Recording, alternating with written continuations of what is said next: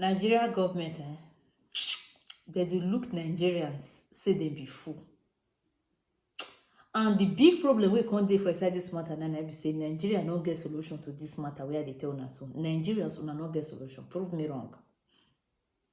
As me and una they talk now, the same government who na so na carry go to court, and the government and they build courthouse for the people where be say them go judge the case. How na want them winner?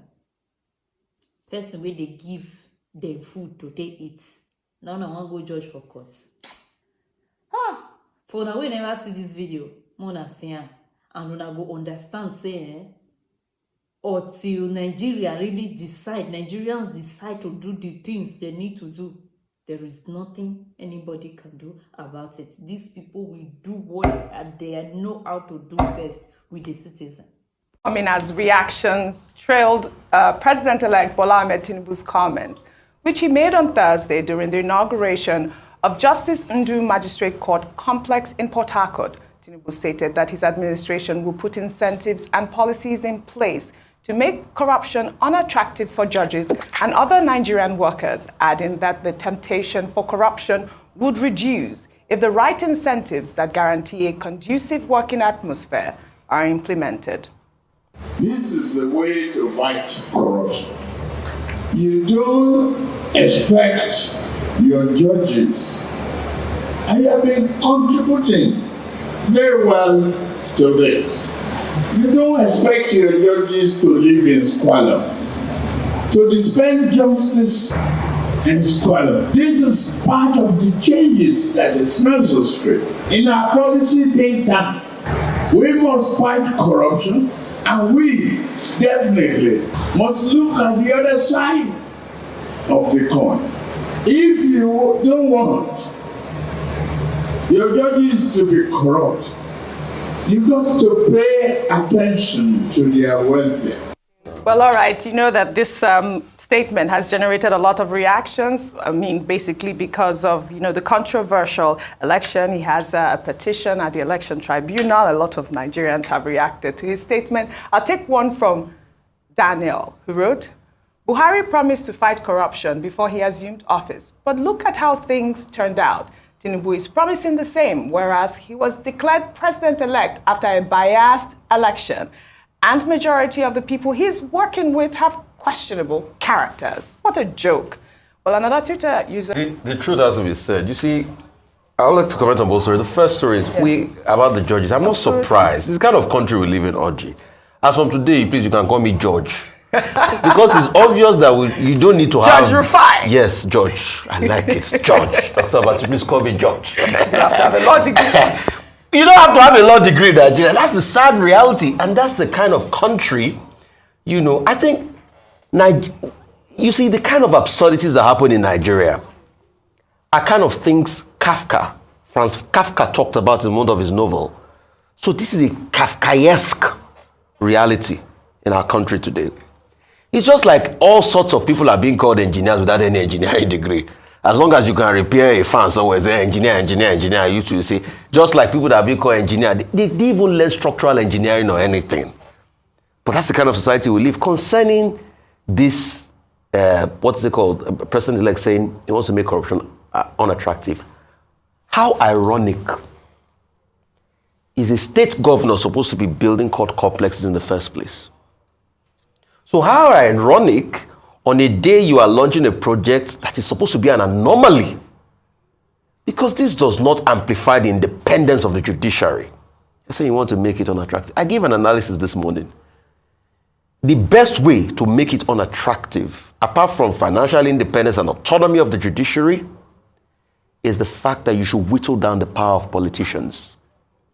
Because you see, once politicians get into power, what it does is it captures state for its own benefit to be able to have a money arsenal. Then what does it do? It permeates every sector of government and governance, from the judiciary to every sector, to work in his favor, even up to law enforcement. So once he has his own retinue of retainers that feed off him, he becomes an ecosystem on his own accord. And how did he do it?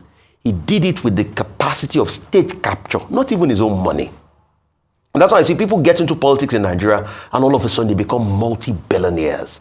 So reduce the attraction in government first, reduce the capacity of politicians to be able to do anything based on the level of accountability.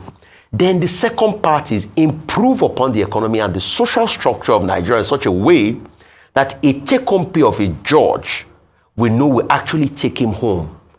Judges will be well remunerated. There are cases about courts where the generator is not working. Oji, I had a case in court for 3 years, and I think my experiences are still things I have to write about. Wow. So you will see that the dispensation of justice is problematic as it is today. And that's why you can see that corruption can easily permeate. But largely, most of the corruption is caused by the political class. Because once they capture every paraphernalia of state, what they do is even they influence who become judges, who sits on the court and everything. So once they do that, you can't remove corruption. But how ironic, on a day that they are launching something that is not supposed to be, because a state governor has no business building all of this. As a state governor, when you build courtrooms and everything, which judge wants to give a judgment against you? It's almost impossible. Yeah. So we know the problem, but you see, in that Kafkaesque attitude, we keep doing things. And we want things to change. No, it won't change. Well, I'll take this story before I come to you, Ayo, because you just made a valid point. How does a state governor build a facility for a judge? Judge in the first place. Well, you know, in another development, the president-elect, Bola Ahmed Tinubu, has said that his banter with Rivers State Governor Nyesom Wike during the inauguration of a flyover in Obiokpo local government area of Rivers State on Wednesday morning, in which he stated that he owes Wike nothing, was wrongly reported.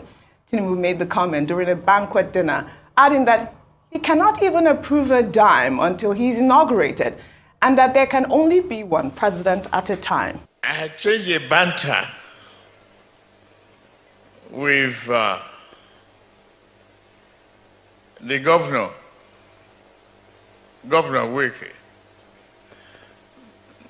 If you take me seriously, the question is, I'm a president-elect. I have no signature for expenditure until sworn in. How can I make commitments?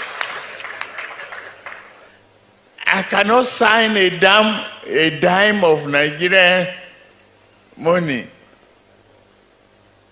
or expenditure. Now, there can only be one president at a time.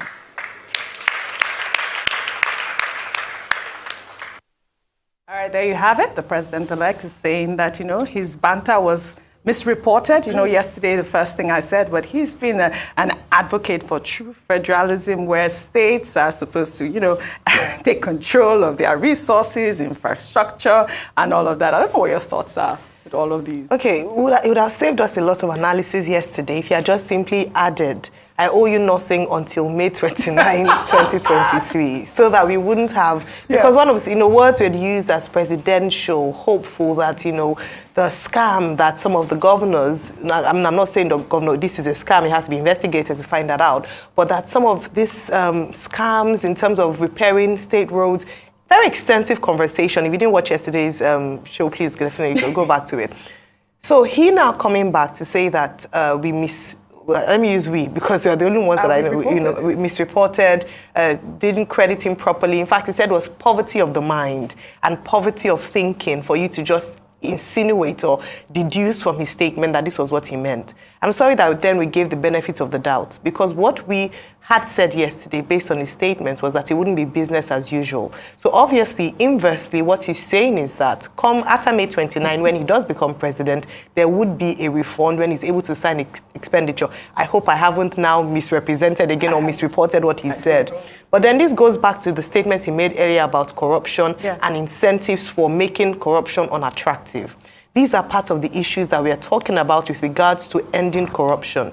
if state governments are allowed, despite the many instances where it has been proven as false, and a number of times under this administration it has been said that to be stopped, even though there have been exceptions that have been made, then we will continue to see corruption thrive in that way. And that's why beyond the judiciary, he said he was going to set up a think tank to address corruption. Beyond the judiciary is to look at the very root cause of corruption and what incentivizes corruption. Things like this, matters like this do incentivize, because guess what? What would stop another governor to do everything and anything to ensure that he delivers a state? Because at the end of the day, he knows that there would be some sort of reward. Let me put it that way, in terms of, look at that state banquet.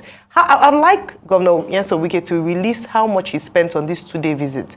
And then when Asiwaju Bola Ahmed Tinubu is inaugurated, I hope they will not do another receive or congratulatory 2-day visit with a holiday in River State to celebrate it. Just so many things around.